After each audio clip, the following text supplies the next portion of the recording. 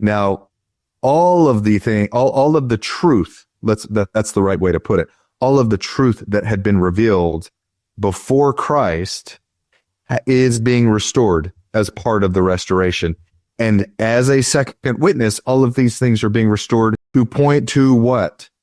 To the return of Christ. See, even his return is a second witness that all things have been fulfilled, that all things are true, and that all truth is once again on the earth. He came once, and now he's coming twice. Why is he coming twice? Well, he's kind of a second witness of himself. You know, the fact that he's even returning, you can see this replay in the restoration of all truth that has been revealed previously in the Old and New Testament, leading up to ultimately the return of Christ, in which Zion will rule and reign this time as all things are fulfilled in one dispensation. Like, that's extremely profound, that you can see all of these witnesses happening once again.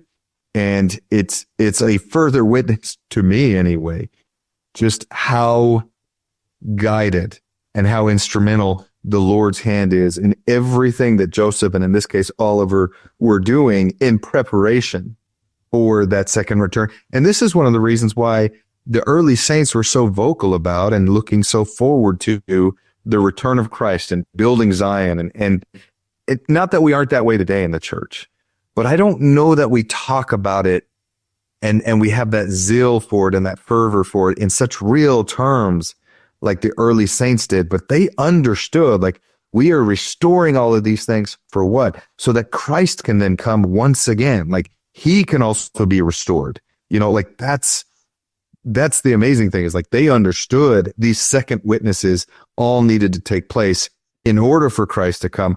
And I think maybe we've got to get kind of back to that place that they were in looking forward to and being realistic about, we do these things because we know Christ is coming once again. Yeah. So power to translate, again, trifle not with these things, but the promise here is that they will have the power to receive knowledge from all the ancient records which have been hid up, that are sacred. All those ancient records, so not just the Book of Mormon, but other ancient records as well. So we often think about, like, well, when are these records going to come out? When are we going to find them? When are they going to be given? Well, a lot of this has already happened, and we just don't think about it right, because we're still in this mindset of, in order to translate, you got to find some plates in the ground.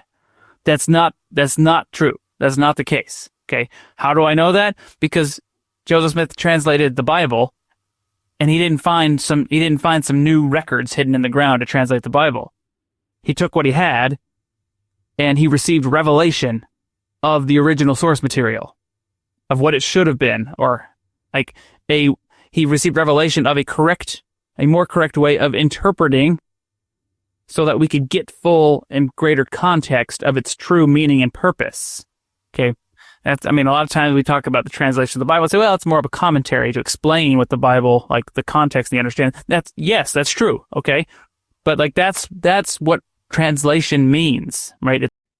Thank you for watching. If you found this content spiritually enlightening, please like, comment, and subscribe. Like the gospel, these little things make all the difference, and it helps the algorithm push out better content for everyone to enjoy on YouTube.